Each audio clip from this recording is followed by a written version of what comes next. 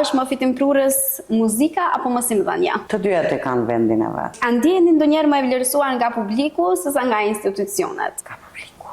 Jo, publiku.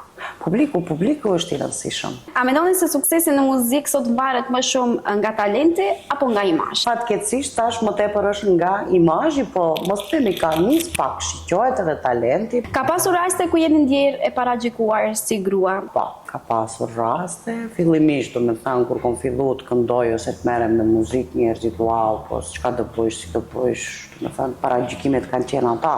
A ka vend për miqësi të vërtet në botën e muzikës? Besoj që ka, mirë po duhet t'i kërkosh. Sa ndikon fama në marrëdhëniet personale dhe profesionale? E thash që unë jam shumë modeste, nuk vuaj për famë dhe nuk ndikon ajo faktikisht e unë atë shumë. A keni ndonjë koleg që është i mbi vlerësuar në këtë sferë? Nuk e di, thjesht për mua janë të gjithë të njëjtë dhe nuk jap kritika.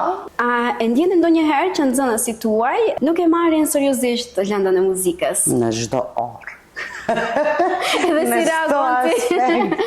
A e keni ndjerë ndonjëherë presionen për të përshtatur me trendet për të qëndruar në vëmendje? Presion nuk mund t'i them, po fillimisht kur fillova me karrierën time që të këndoj muzikën jazz, kisha kritika pse, se te ne nuk dëgjohet ai zhanr. Unë thosha e bëj për vete, për kënaqësinë time.